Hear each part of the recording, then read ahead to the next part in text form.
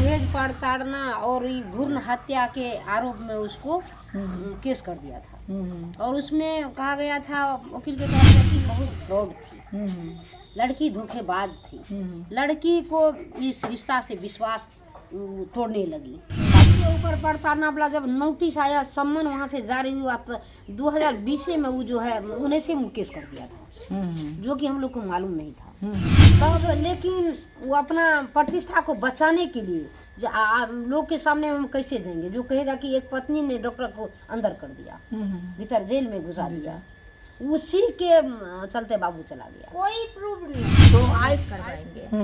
इतना ज्यादा गलत आरोप। कोई भी 313 जहाँ भी जाइए आप वकील से पूछिए, 313 जो वैसे नहीं लगाया जाता जब तक प्रूफ नहीं हो आपके पास। 313 भ्रूण हत्या तब तक नहीं लगेगा जब तक प्रूफ नहीं हो। और 313 में बेल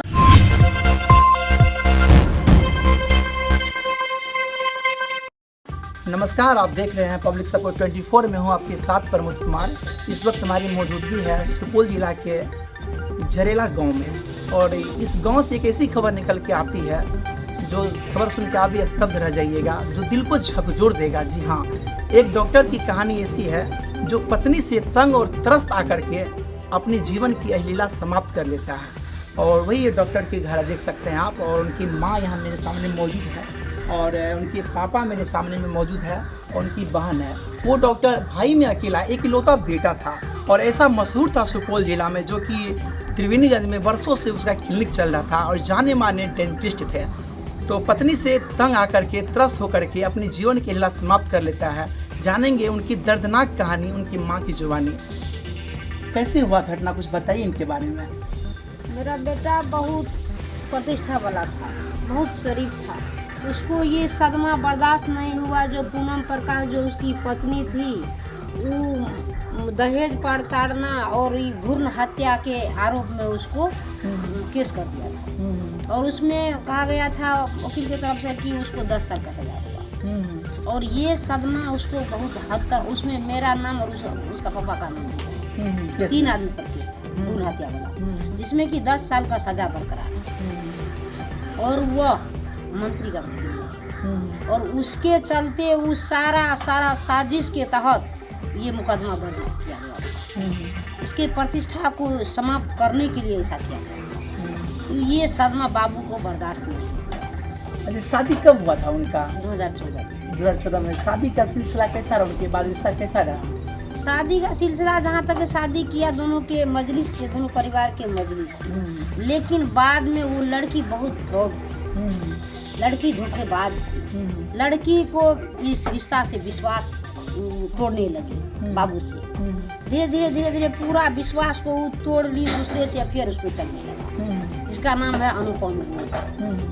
उससे उसको अफेयर चलने लगा। धीरे धीरे बाबू को अभी केस में गवाह में दिया है अनुपम में, और वही लड़का लेकर के आता है जाता है।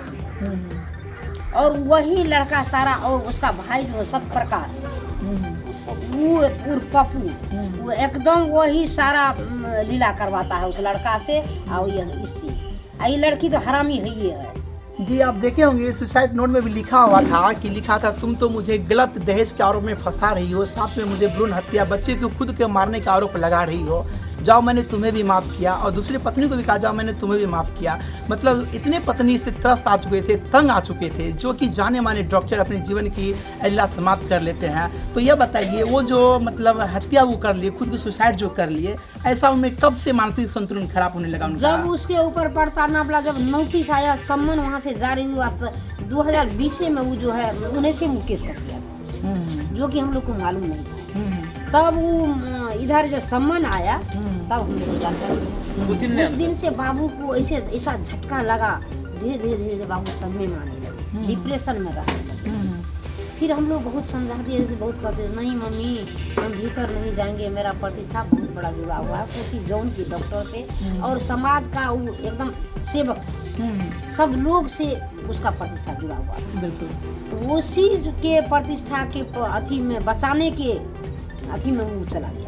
जैसा कि सुसाइड नोट में दोनों पत्नी का जिक्र किया था, उसकी दूसरी पत्नी को हम लोग नहीं जानते। वो अपने से मतलब ऐसे शादी नहीं किए थे, वैसे लव इन रिलेशनशिप में थी। हाँ हाँ बिल्कुल। हाँ वो शादी में थी। और बच्ची बच्ची भी थी। हाँ हाँ। क्या साल की बच्ची थी? बच्ची 6-7 हाँ 6 महीने से 6-7 महीने की बच्ची भी थी।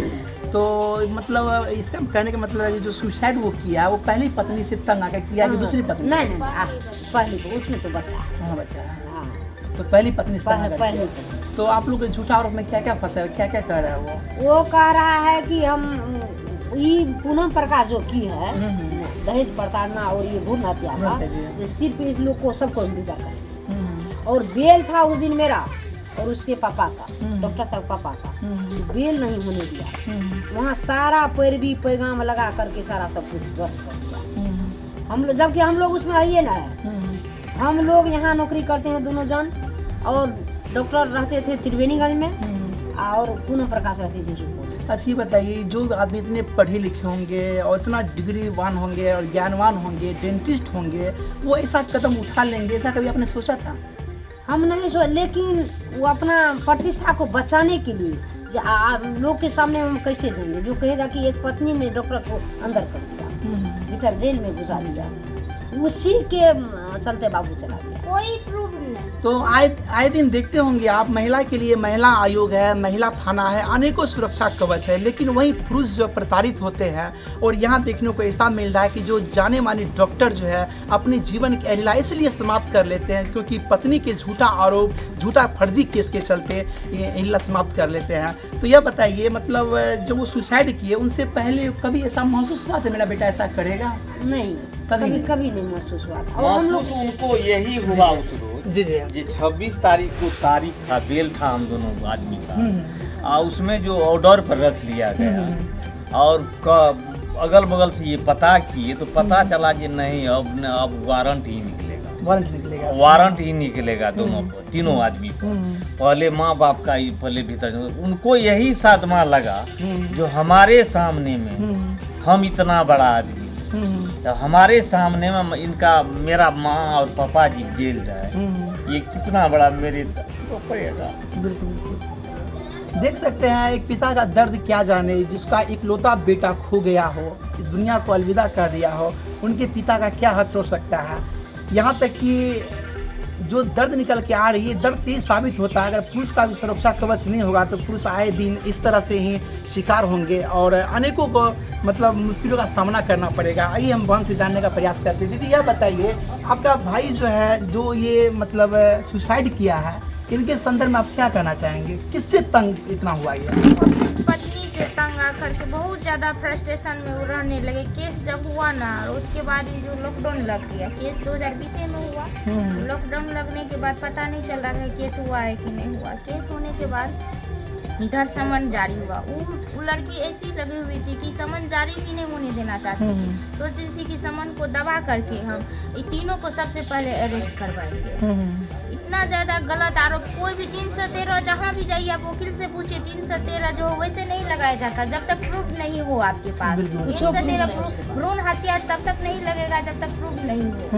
और 313 में बेल उसके बाद अल्ट्रासाउंड जैसा कि वो जो है मतलब केस में जो है दहेज का आरोप लगा रही है, दहेज दिए, ये सचमुच में दहेज के लिए शादी किया गया था? नहीं, कोई दहेज गलत नहीं बात है। है, गलत बात है, गलत बात है, ये सब गलत बात वो है। अपने उस पर लिखा है कि हम लोग दहेज नहीं दिए। फ्रस्ट्रेशन में ही रहने लगे, बहुत ज्यादा फ्रस्ट्रेशन में। लेकिन ये आत्महत्या वाला बात वो हमसे बहुत ज्यादा करीब से जुड़े हुए थे, क्योंकि हम भी त्रिवेणीगंज में रहते हैं, वो भी रहते थे, तो हमसे बहुत ज्यादा जुड़े हुए थे। तो इसीलिए कभी नहीं महसूस हमको होने दिए कि जो हम आत्महत्या वाली बात आती तो हम वैसे रहने देते उसको अकेले।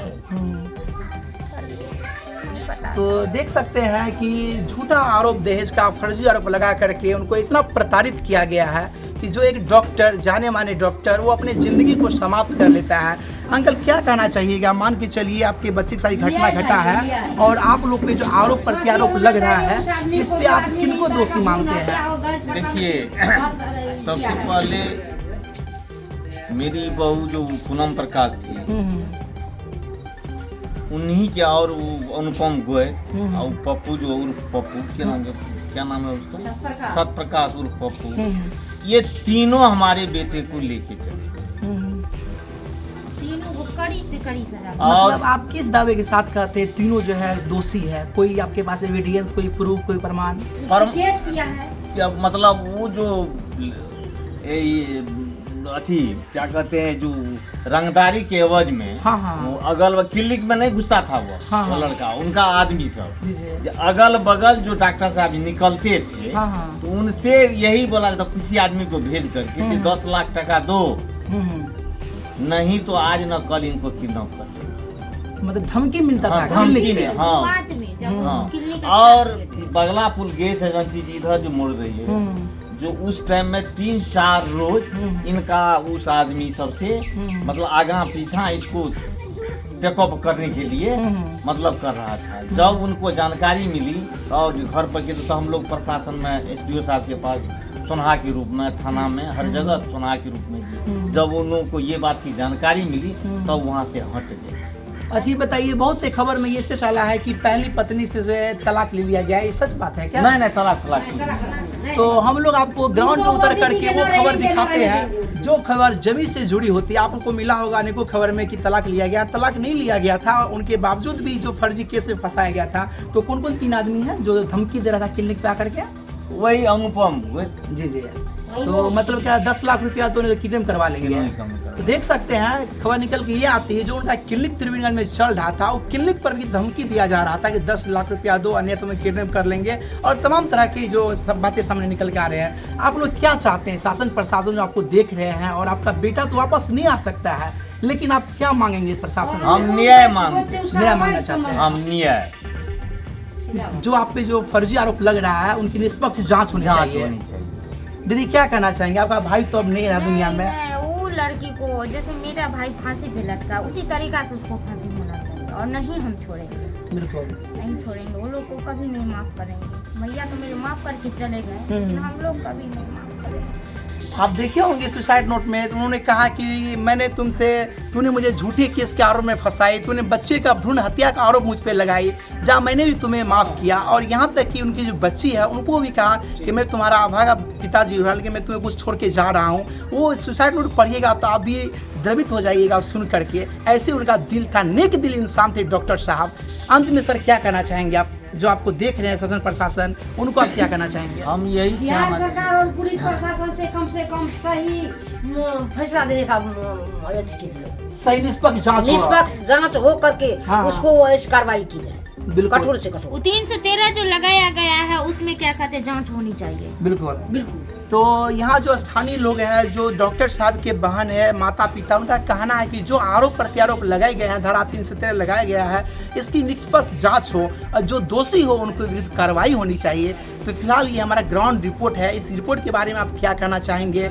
जो डॉक्टर साहब थे उनके बारे में आपकी क्या प्रतिक्रिया है? क्या पुरुष ऐसे ही प्रताड़ित होते रहेंगे और ऐसे ही जान से जाएंगे? कमेंट में डाल दें और देखते रहे पब्लिक सपोर्ट 24। धन्यवाद।